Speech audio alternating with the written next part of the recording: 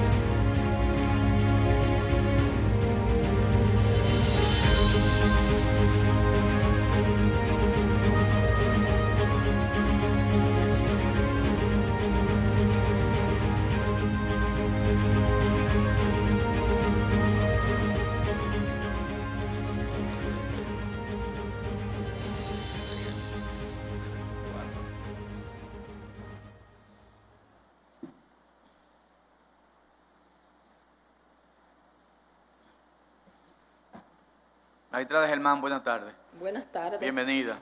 Bueno, Gracias. gracias. Déjeme explicarle. Yo sé que te ha escuchado, pero debo decírselo a todos. Tiene una exposición libre, no estamos limitando el tiempo, en la que queremos que pueda hacer su evaluación, tanto suya, de su sala, como de la justicia en general. Y luego de su exposición, entonces pasamos a una tanda de preguntas. Tal y como ustedes ven en el reglamento que se aprobó, cualquier tema que tenga que ver con uno de los asuntos tratados por usted como jueza, si no lo quiere responder, se puede reservar el derecho. Así que puede hacer uso de la palabra. Gracias. Buenos días a todos y a una.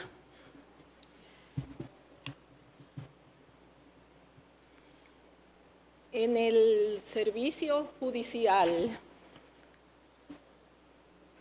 de 70 años que tengo, llevo 40 y un poco más. Empecé como fiscalizadora, después juez de paz. Me fui un año a España a un curso de psicología social y cuando volví, juez de paz en Salcedo.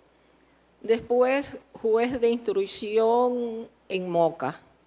Cuando vine a Santo Domingo, me pasé 7 años, como se decía entonces, de abogado ayudante del procurador fiscal. Trabajé con los magistrados Julio Ibarra, también con Alfredo Balcácer Vega y con algunos más. Después entré a la primera sala como juez. Ahí pasé un tiempo y renuncié y estuve alrededor de 1 año y medio fuera. Cuando regresé, fui a la misma primera sala, luego a la Corte y por último a la Suprema Corte de Justicia. Estudié en la Madre y Maestra, el único lugar, la única institución privada en que estudié. En ella me gradué con honores, pero después los estudios anteriores, todos, fueron en escuelas públicas, pero eran una escuela pública donde todavía se sentía la presencia de los principios de Eugenio María de Hostos.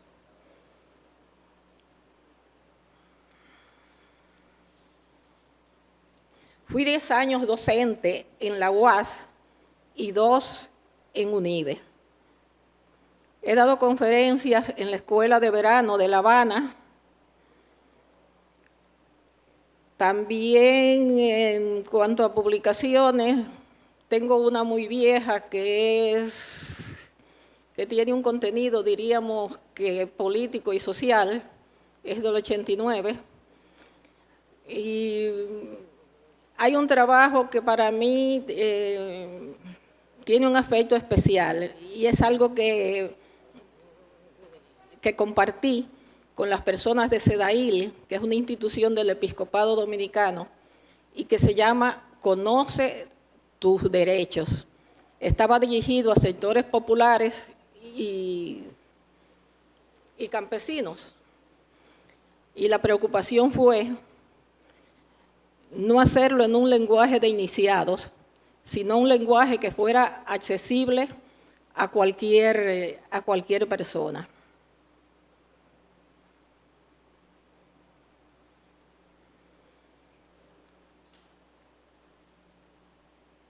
En esto de juzgar, hay cosas por las que uno tiene una sensibilidad especial. Pero frente a esas cosas, uno debe mantener el ojo en el debido proceso. Para mí, las materias que tienen una vinculación especial son las de las mujeres y la de las personas con capacidades diferenciadas. No me gusta el término discapacidad. Lo siento como discriminatorio. Lo de las mujeres es obvio por mi condición de mujer, y la de las personas con capacidades diferenciadas es algo que me toca muy de cerca por una situación que he vivido desde hace 29 años. Por eso cualquier empeño en mejorar las condiciones de esas personas a mí me llega muy hondo.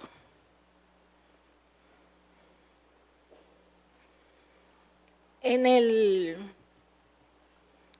la sala penal tenemos el hábito de deliberar a diario. Los días que hay pleno no nos es posible, a veces por el tiempo, y los días que hay audiencia, por lo mismo. Cuando nosotros llegamos, solamente había un día de audiencias. Nosotros lo aumentamos a 2 para darle una salida más rápida a los asuntos. El sistema es un sorteo aleatorio. O sea que nadie puede hacer planes con que esto le va a tocar a fulano, que es mi amiguito, porque así no es. O mi amiguita. Cada juez tiene 4 abogados ayudantes que le hacen la investigación sobre los aspectos del proceso y les redactan una especie de informe de lo que entiende debe ser el proceso. Se lo presentan al juez y ese juez discute lo que esas personas le proyectan y después eso va al pleno de la sala y ahí se discute entre todos. O sea, no es una responsabilidad que se delega, la asumimos nosotros. Para la sala penal significó un partir de aguas, la ley 10 del año 15. Antes, el número de inadmisibilidades era muy extenso y eso dejaba una cuota no manejable de procesos que eran admisibles y que había que conocerlos. Con la ley 1015 se cambiaron los criterios de admisibilidad y esa ley lo único que requiere para que algo sea admisible es que cumpla con los requisitos de plazo y forma. Y eso cuadriplicó el trabajo de nosotros.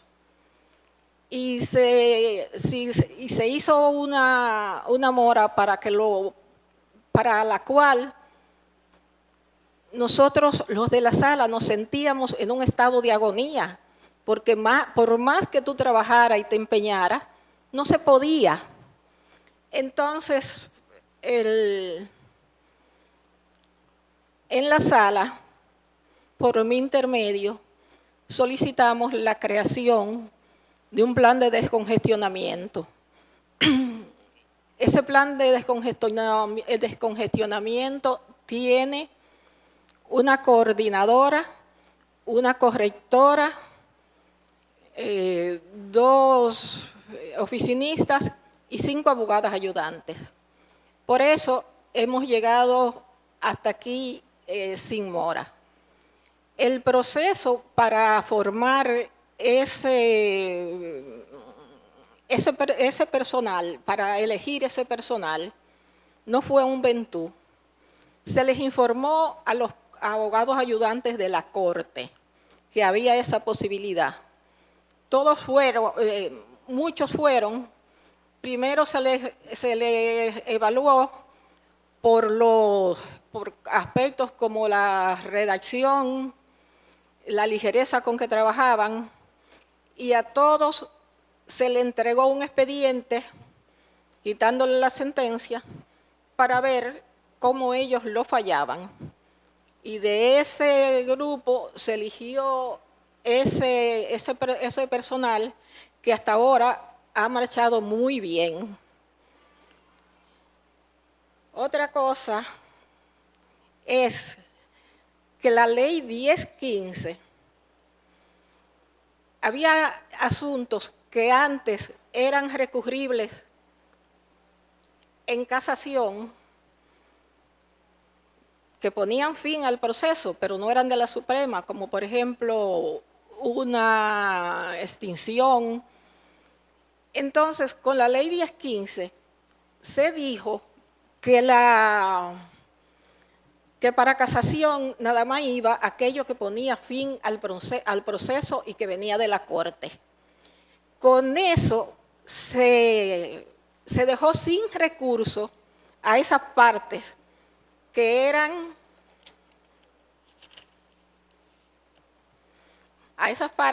por ejemplo, extinciones, incompetencias, asuntos relativos al non bis in idem.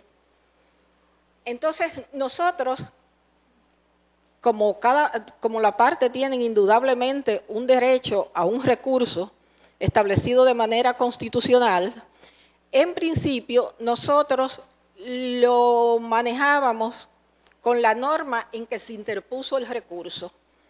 Cuando esas sentencias se agotaron y vinieron otras posteriores a la ley 10 del 15, entonces jurisprudencialmente le buscamos una salida bajo el argumento de la obligación que había de proveer a las partes de un recurso que fuera eficaz. Y con eso se van conociendo esos asuntos.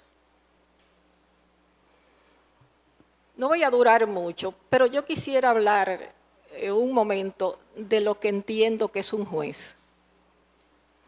Un juez no es un pequeño Dios que anda por ahí. Un juez es nada más que un servidor público, pero un servidor público con una característica especial, y esa característica se la dan los materiales sobre los que debe pronunciarse. La interpretación que un juez haga de la ley te puede privar de tu patrimonio, te puede privar de la libertad, te puede privar de tus hijos, y en los países donde hay pena de muerte, de la vida. Así es que el juez no debe olvidar su condición pública, de servidor público, pero tampoco debe olvidar los valores que está manejando. Déjame ver.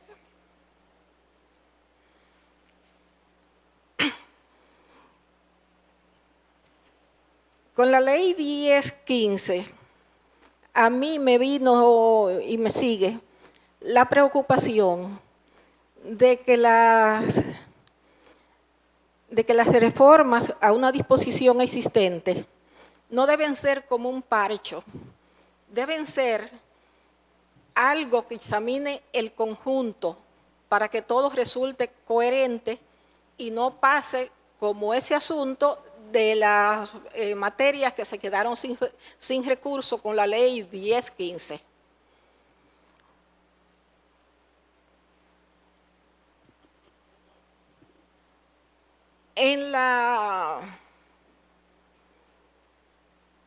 Yo tengo una serie de, ustedes lo han visto en el folder, una serie de disidencias, muchas de ellas en asuntos que han hecho mucho ruido y como es normal, me han traído algunas enemistades, pero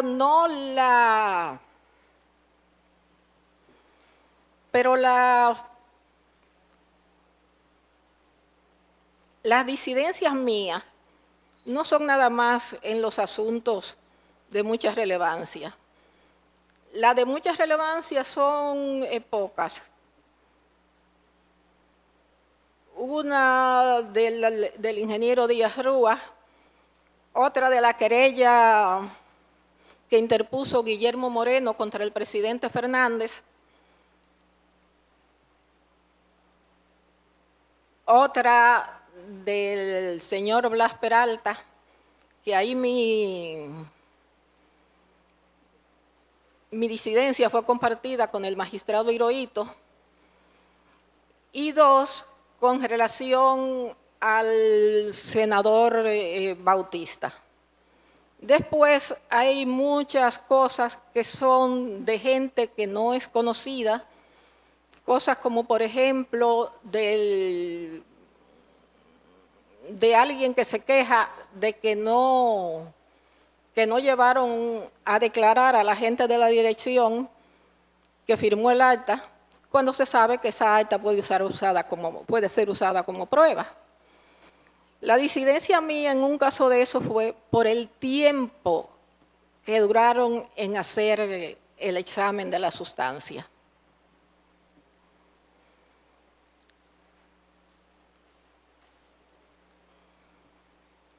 Mi primera elección para estudiar no fue derecho. Lo que yo quería estudiar era letras, pero en esa época había mucha efervescencia en la UAS y me trancé con mi madre para estudiar lo que más podía llegarle cerca. Y después me gustó la carrera y como dije, me he pasado la vida en ella.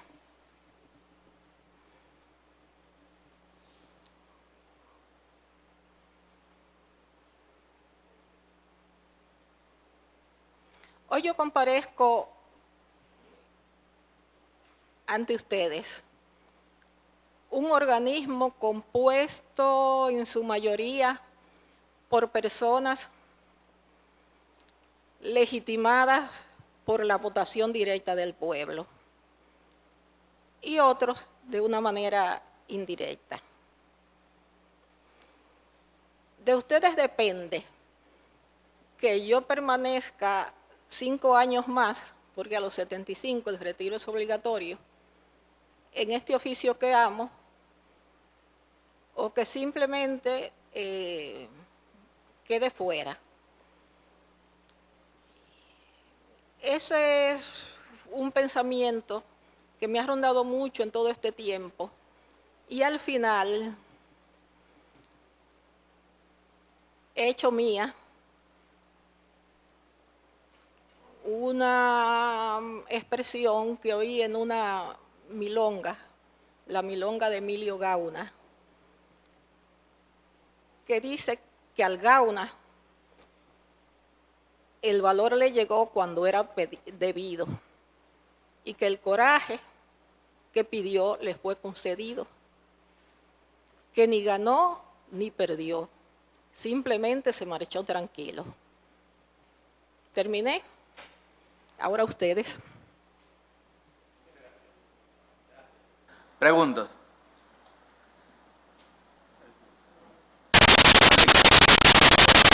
Ahora, diputada Castillo.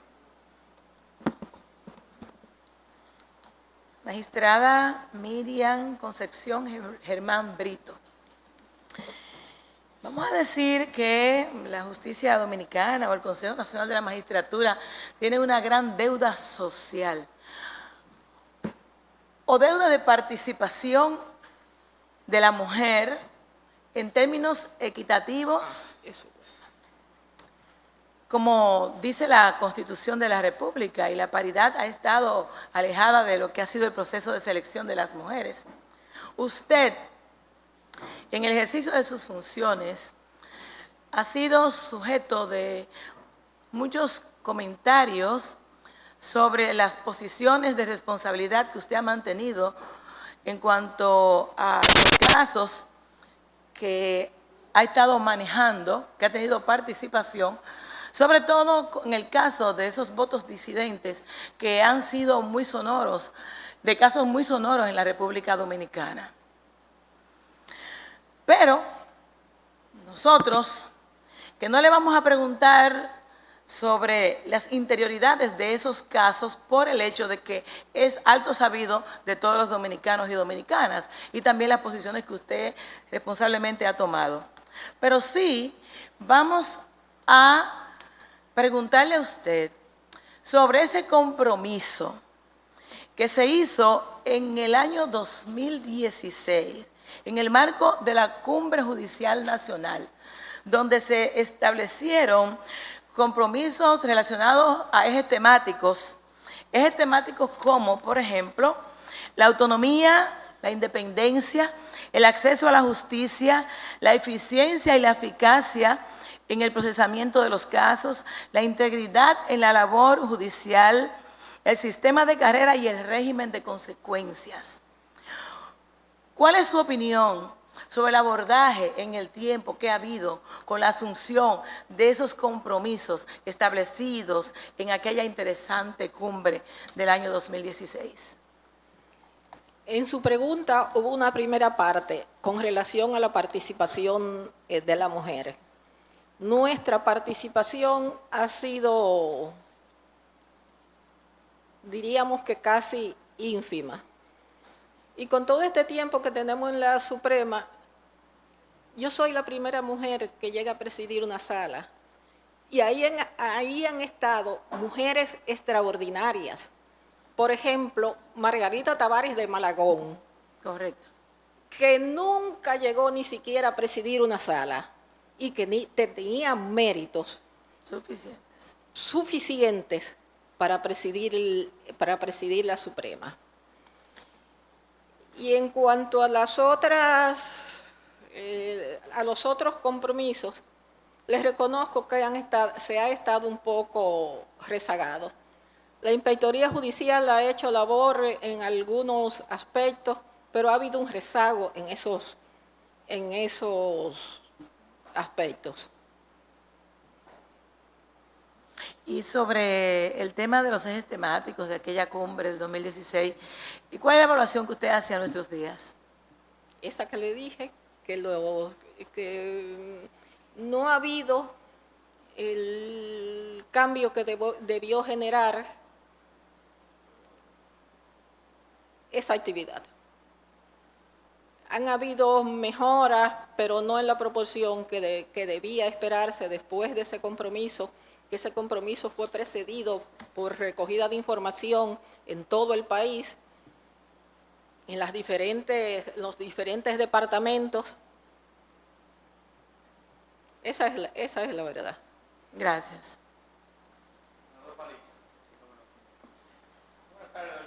Buenas tardes. No hay duda que la Suprema Corte de Justicia, yo soy de los que opino que requiere de un cambio. Gran parte de la crítica que ha surgido del ejercicio de la Suprema actual está muy vinculado a la sala penal que usted tiene bien presidir. Sí. En algún momento usted se le separa de alguna forma de esa valoración en virtud de sus votos disidentes en casos muy específicos. En uno de esos casos, uno de esos votos disidentes que usted mencionó, en relación a la sentencia 397 del 2015 sobre el proceso perseguido al senador de San Juan de la Maguana, usted, una de las razones por las cuales emitió el voto disidente estaba vinculado a que, en esencia, al mal manejo del expediente por parte del Ministerio Público. De igual forma, recientemente, en el caso de Odebrecht, usted emitió otro voto disidente, que de igual manera expresó, y cito, la mayoría de las pruebas que decía tener el Ministerio Público era fruto de las declaraciones premiadas vertidas en Brasil, no contienen afirmaciones tajantes o precisas sobre actividades de los imputados. ¿Pudiera yo decir de alguna manera que el ejercicio del Ministerio Público, en el ejercicio del Ministerio Público durante estos 7 años, ha pesado mucho en las decisiones que ha vertido en sí la Sala Penal de la Suprema Corte de Justicia en esos casos sonoros? ¿Tiene que ver mucho ese ejercicio o ha sido propio de otras realidades la que han influido en esos casos? Usted debe saber el papel que tiene el juez, que es un tercero imparcial, que debe decidir sobre lo que le sirven. Y, por ejemplo, la teoría de un caso que tenga el Ministerio Público no es prueba.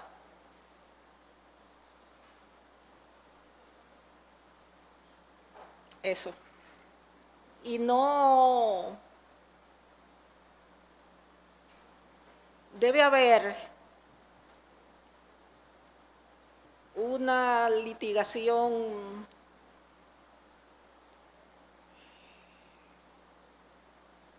digamos que con honestidad. No estoy refiriéndome a administraciones actuales ni a ninguna anterior. Debe haberla con honestidad y que cuando tengan que hacer algo digan el por qué. Porque, por ejemplo, hubo un procurador que ante una decisión no la recogió en casación y dijo que era porque la Suprema no le merecía ninguna confianza. Podías decir eso después de haber apelado y viendo qué conducta había asumido la Suprema frente a ese asunto.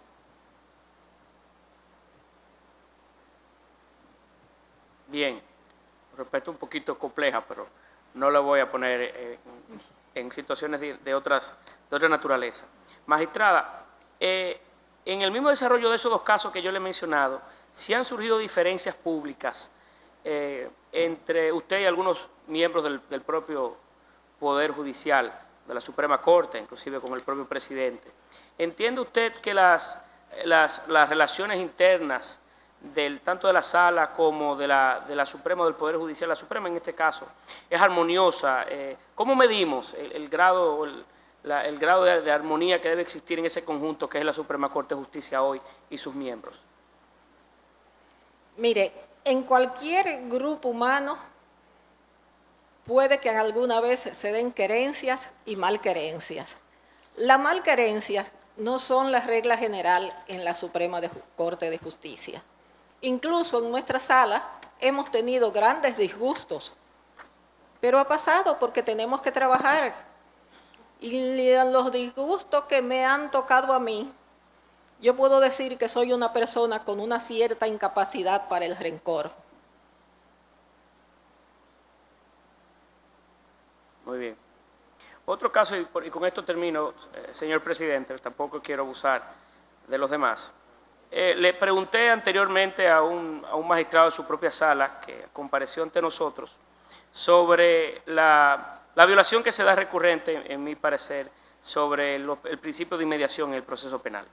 Y me consta en nuestros expedientes algunas sentencias que inclusive, habiendo sido completada el quórum de esa sala, con 5 jueces de corte, los jueces de la sala firmaron la propia sentencia. Entiéndase, sin haber participado del propio proceso, firmaron la sentencia. ¿No cree usted que es un comportamiento normal o adecuado en un caso, sobre todo penal, en donde la propia característica de que el debate sea oral, público, contradictorio, de la conexión del juez con el propio desarrollo del caso es importante.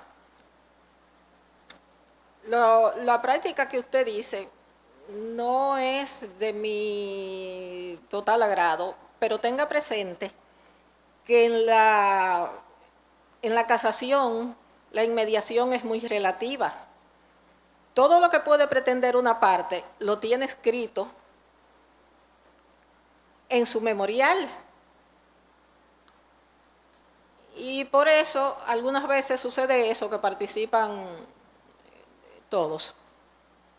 Pero es extraño que en el caso suyo, que es muy característico los votos disidentes, nunca ha habido tampoco un voto disidente en relación a ese tema, el hecho de que ha habido casos que tengo aquí que de 5 jueces de corte que han suplido en un momento determinado. Me parece... 5 jueces de corte y uno de la Suprema. Sí, 5 jueces de corte, le puedo inclusive dar algunos casos. Pero me parece particular. Esto así porque también en nuestro archivo reposa que en muchas oportunidades ha habido ausencia de magistrados en otros casos, que han habido que suplirlo de manera permanente con jueces. O sea, esa dinámica, no solamente de la inmediación, sino también de las ausencias, es uno que a mí me ha causado particular curiosidad en el desarrollo y el análisis de los informes que tenemos. No recuerdo, pude haber estado, pero no lo recuerdo, en que hubiera cuatro jueces de corte y uno de la Suprema. Pero no es una situación,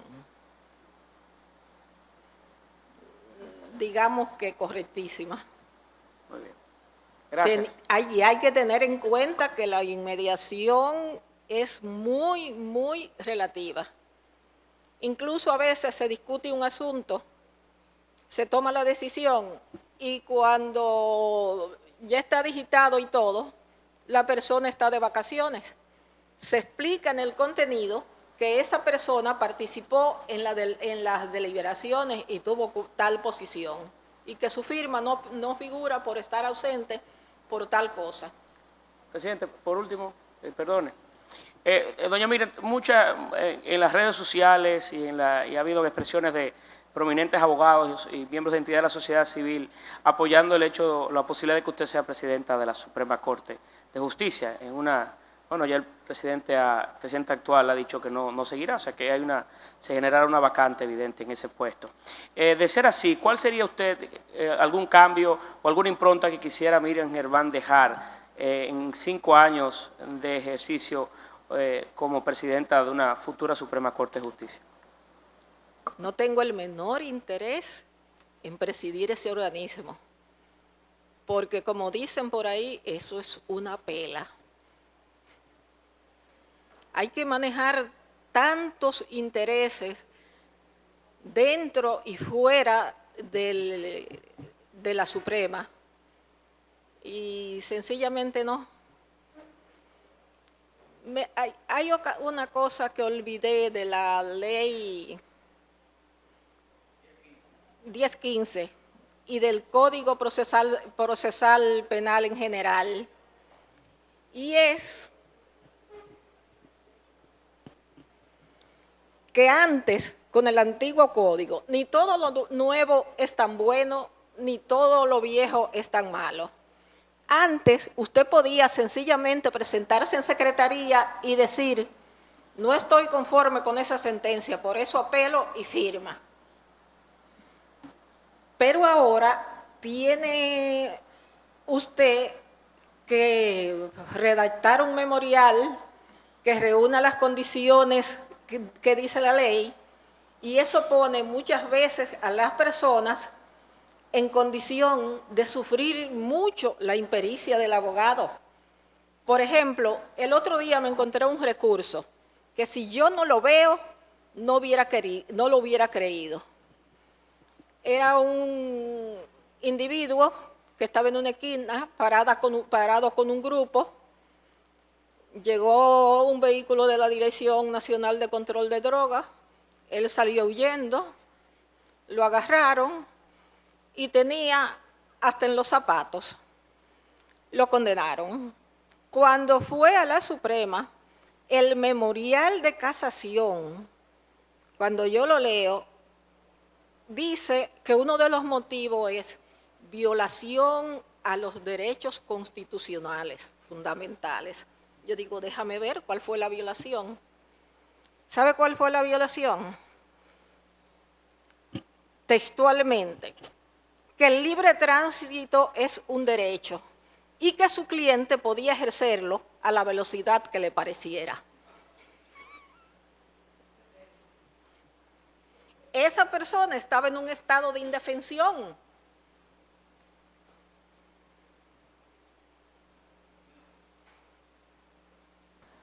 Magistrado Jean Alain.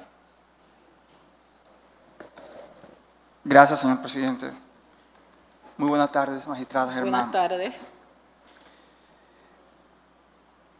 Es de nuestro interés 3 preguntas particulares, pero para poder edificarlas y ponerlas en contexto, le comunico que las 3 responden a comunicaciones que hemos recibido con temas que son de alto interés nuestro, del Consejo Nacional de la Magistratura y de un servidor, y que, como ha dicho el presidente del Consejo y presidente de la República, usted está en pleno derecho de contestarlas o no.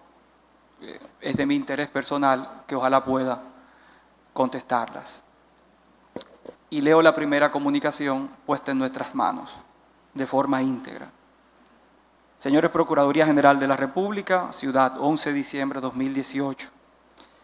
Distinguidos señores, como ciudadana preocupada por el curso que están tomando en nuestro país los procesos contra la corrupción y los casos sonoros que involucran políticos y o empresarios, veo con gran inquietud que sean confirmados como jueces personas que, a mi entender, de la persona que escribe, no se han comportado con la ética y transparencia propia de los jueces de la Suprema Corte de Justicia.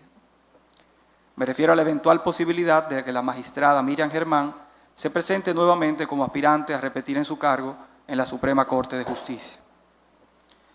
Antes de presentar los nuevos hechos y denuncia, debemos primero recordar que desde mediados del año 2017, justo antes de que fueran apresados los imputados del famoso caso Odebrecht, circuló en las redes sociales y en algunos medios de comunicación la versión de que la magistrada Miriam Germán Brito sostenía frecuentes reuniones con el imputado Víctor Díaz Rúa en su villa en San José de Ocoa. Posteriormente, la magistrada Miriam Germán reconoció mediante comunicación de fecha 23 de mayo del 2017, que fue publicada en todos los medios, tener una relación de amistad con Díaz Rúa y pidió que en caso de que el llamado caso de Brecht llegue a la Suprema Corte de Justicia, no ser considerada para ninguna participación, ni como juez de instrucción especial, ni como miembro del Pleno, si llegara el caso, expresando a la magistrada que esa decisión no tenía marcha atrás y que se consideraba excluida de todo lo relativo al proceso que dio origen a su comunicación. Al ser amigos reconocidos, esa era la decisión correcta. A pesar de haberse autoexcluido de forma irrevocable del proceso, posteriormente la magistrada Germán Brito, de manera sorpresiva, viola su propia palabra y decide presidir y participar como jueza de ese mismo caso en las audiencias de Odebrecht, y hasta varió la prisión preventiva impuesta por el magistrado Francisco Ortega y puso en libertad a casi todos los imputados por corrupción, recordando que la magistrada Germán en ese juicio votó disidente, pidiendo la libertad de todos los imputados de corrupción, incluyendo la libertad de Víctor Díaz Rúa, pero no logró con este último. En esa audiencia que prometió no participar y que liberó parte de los imputados, la magistrada Germán Brito calificó extemporáneamente de débil el expediente del caso, vertiendo consideraciones propias de un abogado de la defensa de los imputados, lo cual es extraño, pues el expediente había sido depositado 2 días antes en el tribunal, pero había sido subido apenas 2 horas antes de la audiencia a su oficina, por lo que es totalmente imposible que ella pudiera haber leído un expediente de miles de páginas en 2 horas y preparar un documento concluyendo que se trataba de un expediente débil. Esos mismos argumentos, casualmente, fueron utilizados también por los abogados de los imputados como si fuera una estrategia conjunta. Expuesto lo anterior y por la gravedad del hecho, aquí vienen mi denuncia y preguntas. Le ruego, magistrado, preguntar, ¿por qué en el caso más grande de corrupción de nuestro país, la magistrada Miriam Germán continúa sosteniendo reuniones ocultas con el señor Víctor Díaz Rúa? Y de manera especial, por favor, pregúntele si es cierto que el día 5 de febrero del 2018, aproximadamente a las 6:30 p.m., el señor Fernando H., asistente de Víctor Díaz Rúa, pasó a recogerla de forma clandestina por su casa a bordo de un Toyota Camry negro, placa A695832, y hacia dónde fueron. Pregúntele si en medio de todo este escándalo se reunió de forma oculta con el imputado Víctor Díaz en la Torre Mareventos de la calle Núñez y Domínguez por espacio de 2 horas en el apartamento 9B, propiedad de Víctor Díaz, a través de una de sus empresas ocultas. Nos interesa saber qué conversaba con el imputado Víctor Díaz Rúa, para quien pidió libertad y de forma oculta en pleno desarrollo del caso más grande de corrupción. Y si todo esto fuera poco, pregunte por favor si el 22 de noviembre del 2017 a las 2 p.m., si se reunió o no también con el licenciado Santiago Rodríguez, íntimo amigo de Víctor Díaz y abogado del imputado Conrado Pitaluga, en la librería Cuesta, avenida 27 de febrero con Lincoln. Perdón. También pregúntele por qué el chofer de la magistrada Miriam Germán, señor Paul Ricardo Smith, le lleva documentos al abogado del imputado Conrad Pitaluga, licenciado Santiago Rodríguez, a una oficina ubicada en la calle Juan Sánchez Ramírez, esquina Benito Monción, Gascue. Honorable magistrado, soy responsable de mis denuncias y para el caso de que la magistrada Germán se atreva a negarse, aquí les remito adjunto fotos y videos de esas reuniones para que usted se las muestre a ella y al país, las cuales fueron tomadas en las vías y espacios públicos en ejercicio de mi derecho como ciudadana. Estas son solo unas muestras de varias reuniones ocultas que tengo otras documentadas. Pregúntele por favor cómo es posible que después de ella reconocer públicamente su amistad con Víctor Díaz, se reúna con él escondida, utilizando vehículos de su asistente y en propiedades a nombre de testaferros de este, y que pretenda juzgarlo siendo uno de los principales acusados de soborno y corrupción en el caso de Brecht. Pregúntele por qué se junta de forma oculta con el abogado del imputado Conrad y Pitaluga en medio de este proceso. Pregúntele, por favor, qué le entregó su chofer en ese sobre al abogado de Conrad Pitaluga. Pregunte, por favor, si esa amistad es tan inocente, ¿por qué deben reunirse a escondidas? Pero además pregunte con qué finalidad se realizan dichas reuniones ocultas. Eso, si no es ilegal, es de poca ética y transparencia y merecemos unas respuestas. Ojalá que ella aclare todo esto ante el Consejo Nacional de la Magistratura. ¿Quién firma eso? No, es anónimo y tenemos la obligación de permanecer con el anonimato. Sí. Anónimo. Algo tan evidente, no tan grave, no puede ser anónimo, no puede ser valedero en esta sala. Como deben ustedes saber, la Procuraduría General de la República tiene la obligación de mantener el anonimato por ley, así lo dispone la ley orgánica del Ministerio Público, a toda denuncia. ¿Pero cualquiera puede hacer eso? Sí, nos interesa saber si es falso o no. Claro, perdone, presidente. Usted sí tiene los datos, no es anónimo a nosotros, pero usted sí lo tiene. Porque si no, en Cámara de Consejo nosotros posteriormente podríamos, tenemos la libertad, inclusive reglamentaria, perdone, no quiero, es un tema muy grave, ¿verdad? Es un tema muy grave, ¿verdad? Entonces, lo que quisiera saber, si usted la dispone de la información, pudiéramos, en el plazo de las formas que el reglamento tratar Sí. de manera privada. Doña Yo quiero hacer una pregunta. que dice que cualquier caso en el que usted haya intervenido, si no quiere responder, se puede reservar la respuesta. Me gustaría preguntar algo. Un momentito, vamos a esperar a que ella hable. En todo este asunto, yo he visto Twitter refiriéndose a mí, algunos voluntariamente y otros por encargo. En cuanto a la amistad con Díaz Rúa, yo dije que no iba a conocer ni como juez de instrucción especial ni como juez del Pleno, y así ha sido. Si el procurador con su servicio de inteligencia tenía todas sus informaciones, cuando yo subí a la medida de coerción, debió recusarme. Y sencillamente subí ahí porque decidí que era muy cómodo para alguien que no quisiera un juez ir por ahí poniendo un Twitter y diciendo lo que le diera su bendita gana.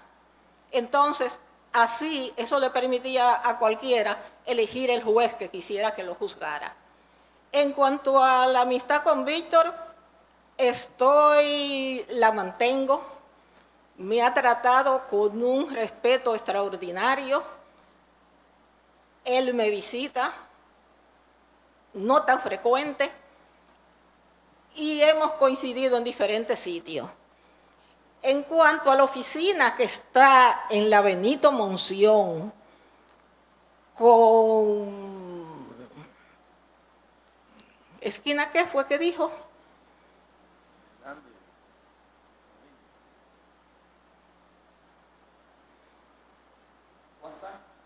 Esquina Juan Sánchez Ramírez, esquina Benito Monción. Esa no es la oficina de Santiago Rodríguez, de Chago, que es mi amigo del alma. Que ojalá todas las amistades que ustedes tuvieran fueran gente como Chago. Chago es una persona con una formación exquisita, tanto en derecho como en la cultura en general. Y los paquetes misteriosos son libros que si quieren pueden ir, vayan ahora y allánenle su oficina a Chago a ver qué es. Y también yo le mandaba muchas cosas, no a Conrad Díaz, libros, folletos, cuestiones. Era a Tony Delgado, a la oficina donde estaba Díaz Rúa. Yo, en el ejercicio profesional, no he sido discriminatoria con nadie. Recibo a cualquier usuario, quien sea.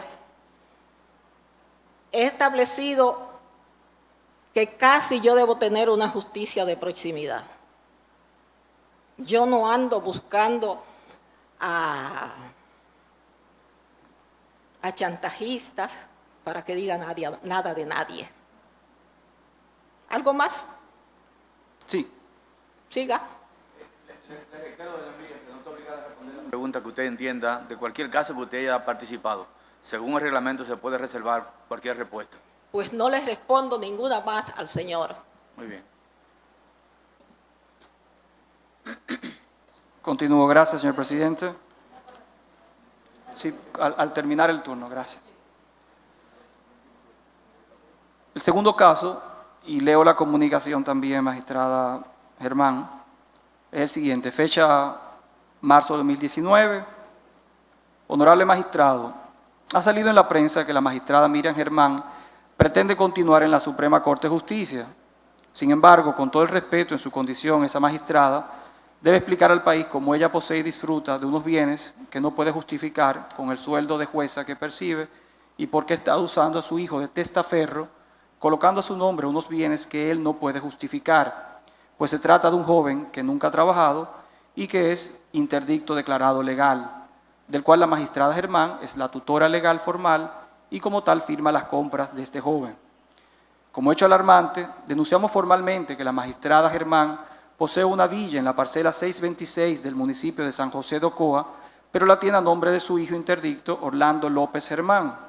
También tiene a nombre de su hijo interdicto el apartamento 2B del residencial Manatí, en la calle Juan Sánchez Ramírez del sector Gascue. Como ciudadano y tratándose de una persona obligada por la ley a transparentar sus bienes, tengo derecho a saber por qué esos bienes inmuebles están a nombre de su hijo interdicto, cuando en realidad son propiedad de la magistrada Germán, y queremos saber cómo generó ella dinero para construir esa lujosa villa aquí en Ocoa y para comprar el apartamento de la capital. Pero lo más cuestionable es que esos inmuebles, siendo realmente de ella, no figuran en su declaración jurada de bienes del año 2016 y que los haya comprado ella misma, los haga figurar como si los compró su hijo interdicto que nunca ha trabajado, lo que puede constituir falsedad en declaración jurada de patrimonio y que sea descartada como honorable juez de la Suprema Corte de Justicia.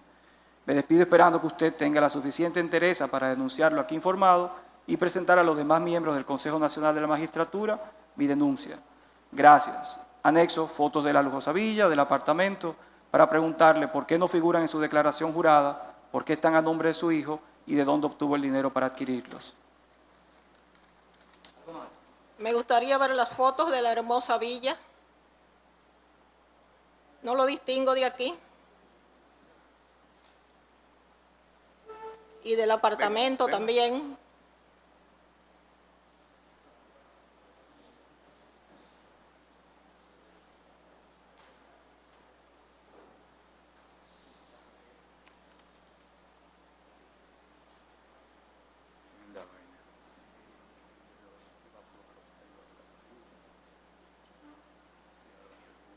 Este no es el lugar donde yo vivo. El lugar donde yo vivo tiene todo el frente con enredaderas colgando. Y en cuanto a la casa de Ocoa, sí es esta. Y le voy a decir una cosa. Yo tengo 4 hijos. 2 de ellos nacieron fuera del matrimonio. Su padre era el doctor Antonio López Rodríguez. Antonio López Rodríguez tenía una casa en las Mercedes. Tiene 2 solares frente a Hemingway. Tiene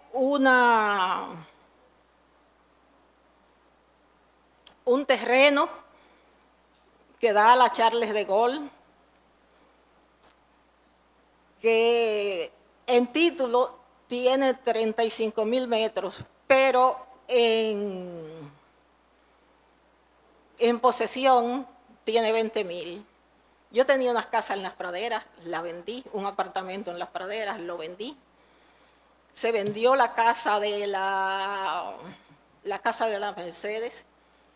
Y el papá de esos 2 muchachos tuvo una cantidad extraordinaria de obras de arte.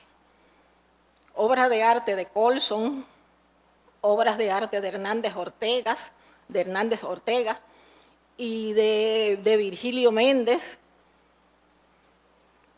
y muchísimas cosas más. Y no es que yo use a mi hijo de testaferro. Y usted ha tenido el mal gusto de decir que es, ahorita usé el término de con capacidad diferenciada. Usted dice que es no, interdicto no, fue otra cosa que dijo. No, usted dijo algo más. Entonces, en esa casa hay parte de mi dinero y hay parte del de él, porque yo se los lo que saqué de la venta de la casa, se los regalé a él. Y con lo que él tenía de lo que le tocó de su padre, le gustaba el campo y yo lo tuve, y se hizo esa construcción. Por cierto, que el ingeniero que la hizo se suicidó hace unos meses. Y otra cosa.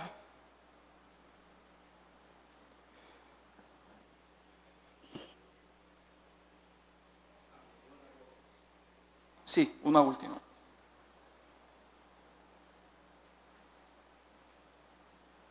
Mire, y de esas propiedades que tiene en la Charles de Gaulle y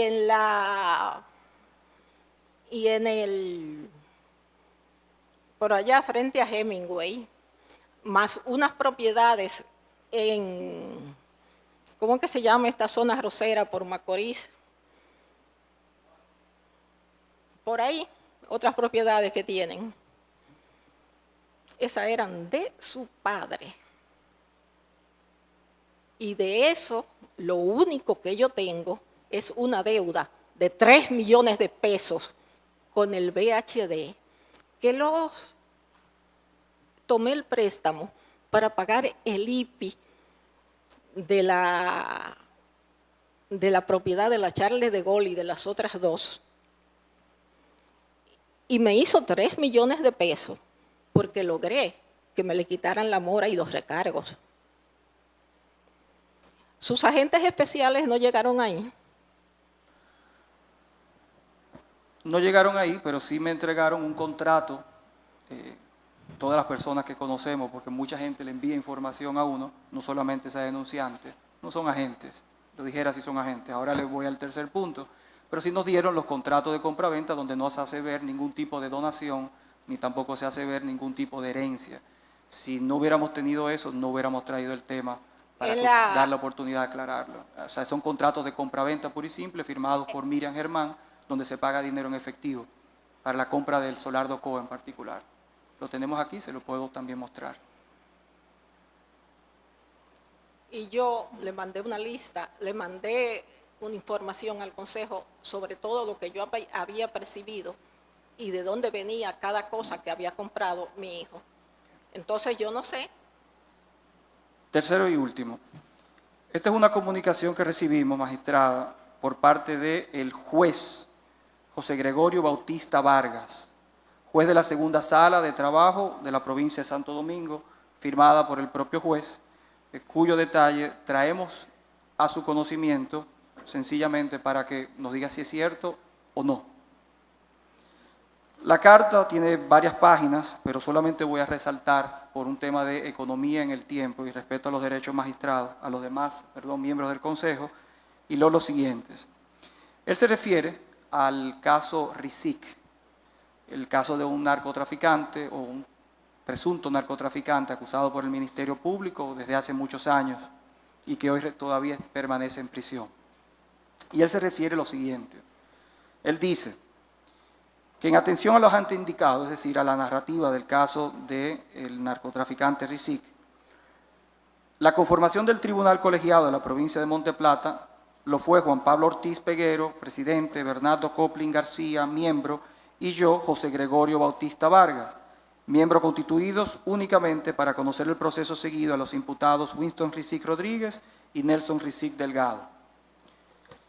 Que en el curso de la sustentación del proceso fui contactado y llamado por razones inicialmente desconocidas a la residencia personal de la jueza Miriam Germán Brito, actual presidente de la segunda sala de la Suprema Corte de Justicia, y por primera vez me hace una solicitud de tipo inadecuada, ello aparentemente basada en la relación de cercanía formada durante 7 años que elaboré junto a ella en la primera sala de la Cámara Penal de la Corte de Apelación del Distrito, quien en todo momento me trató como un hijo.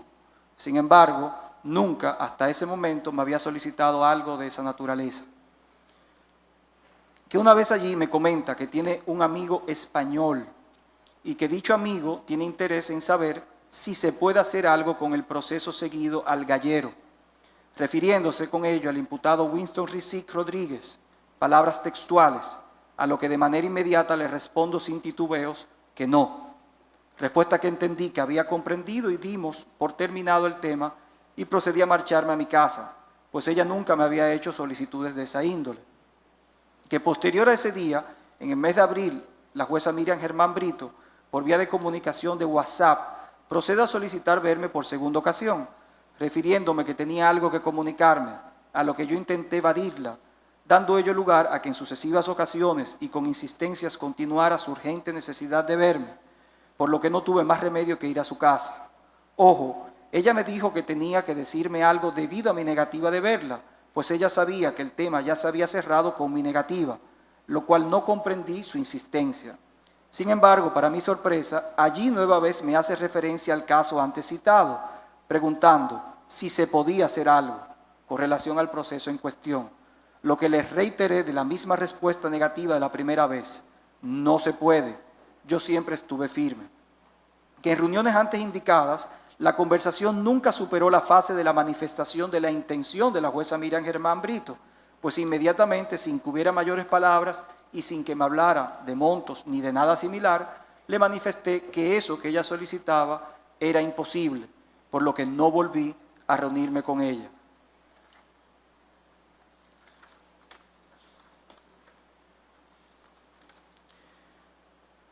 Afirmo de manera categórica que estoy ansioso porque se evidencie la verdad del asunto y para ello me pongo a total disposición para colaborar con cualquier diligencia investigativa que deseen y apruebo cualquier tipo de búsqueda. El presente documento ha sido redactado en fecha 17 de enero del 2019, José Gregorio Bautista Vargas, juez.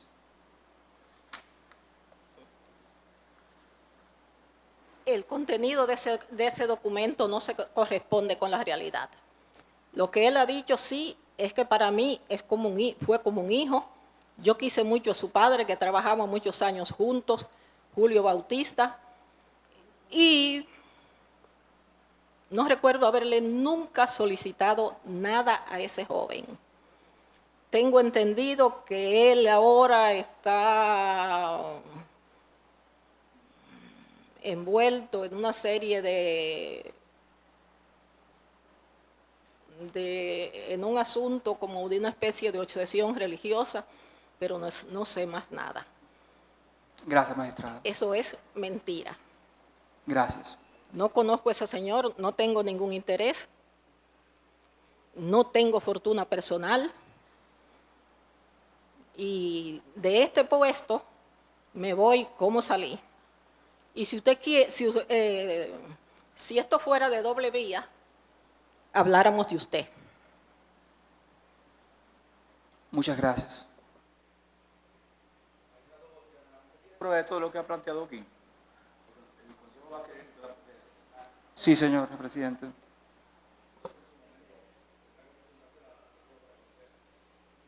Presidente, soy yo, parece que voy.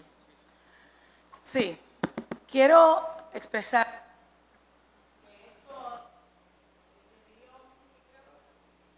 mi opinión ha sido una burda agresión, improcedente, premeditada y alevosa para los fines del lugar, con una irresponsabilidad del anonimato, donde cualquier persona que bien pudo utilizar el mecanismo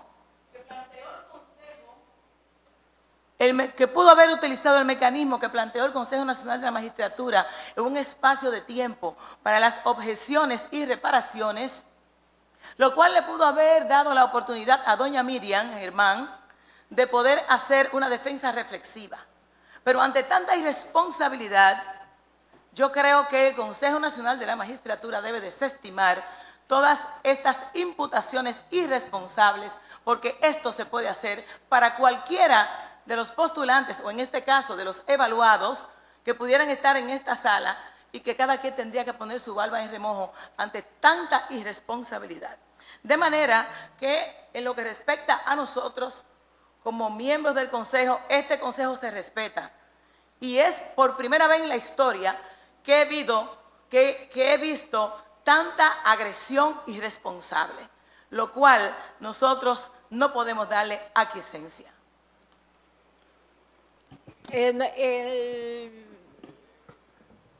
Yo hace tiempo que aprendí que los demás tratan a uno, no como uno es, sino como ellos son.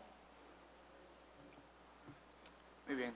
Doña Miriam, muchas gracias y lamentamos mucho No, que se haya sentido mal aquí. no, yo no me siento... Pero vamos a tratar de que esto se aclarezca en el seno del Consejo de la Magistratura. Finjus propuso unas entrevistas particulares.